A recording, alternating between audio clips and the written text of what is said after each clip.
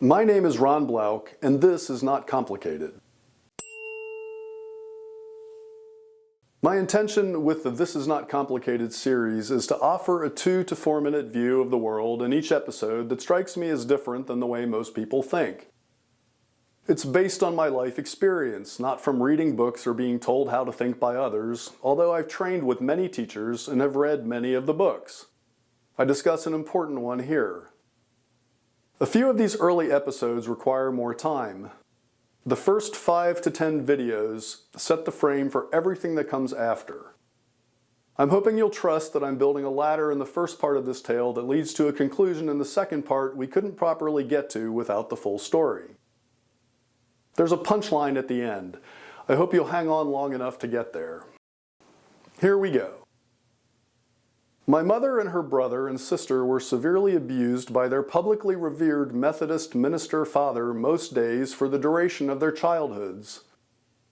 My mom was the oldest and bore the brunt of much of it, but from the stories she told all the time during my childhood and into my 30s, her brother got whacked badly, and that was as painful for her as was getting hit herself.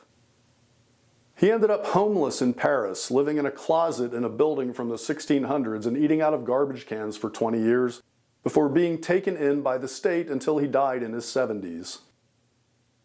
Mom was the strong one, and she fought a lifelong battle with those demons, finally succumbing completely in her 70s. I can't be in the room with her any longer without her telling me I'm Satan, very much the same kind of thing that was done to her. Frequently, her stories would turn to the fact that from age 3 until she left the house, she was beaten while being told she was not allowed to want anything herself because Jesus gave everything to others, and that's what we're all supposed to do everything for other people. The contradicting verbal commands enforced by violence created a very odd psychology in her that I didn't sort out until I was coping with my own tendencies to replicate what she did to me when I got to my 30s and 40s. In a moment of shock, I understood that for all my life, and to this day, my mother never did anything for anyone other than herself, while telling herself and everyone around her she was doing it for them. It was and is literally impossible for her to access the part of her psyche that aims her at her wants. She's entirely blind to it, but that part of her drives everything she does. It's literally who she is, a dynamic driving force of her own personal needs, all the while believing she only does things for others and sacrifices everything she has for them. It's truly crazy. I'm not over-reporting it. The divide is palpable once you see it. I came to understand that her mind would break if that barrier or filter or block that was beaten into her for 18 years was inspected too closely. If she's pushed towards it, she begins to panic. It's completely inaccessible, and for good reason. Who wants to get beat again 70 years later? The purpose in telling this story is twofold. To establish that people can be born into situations through no fault of their own that permanently break them, and that I was raised in the presence of an extreme psychology setting the stage for all the things that came next, and giving me a detailed map of how and where it can all go wrong to refer to as I was trying to make my own path and grow into being a great human. That was always my goal from a young age, definitely instilled in me by my mother. I was supposed to be a great human because she wasn't, and it was easier to demand I do it than for her to do it herself. Somehow I managed to resist as she tried to enforce pathological altruism on me. Even my 4-year-old self had enough juice to know better, that it was okay to want what I wanted, and just as important, it was okay for you to want what you want.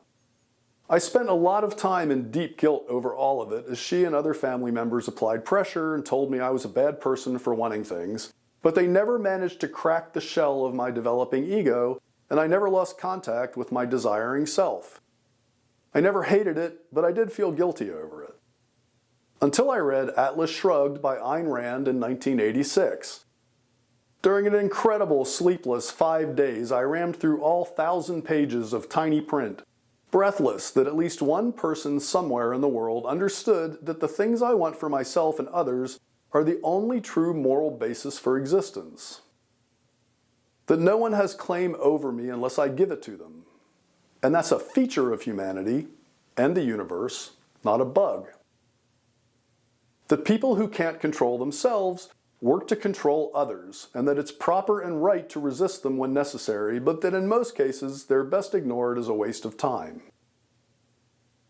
It took a few decades for that new understanding to settle in and slowly undo the damage from years of being told otherwise, but I was finally coming into myself when my mind stopped in my second formal meditation sit in 2004, as discussed in the first episode of This Is Not Complicated.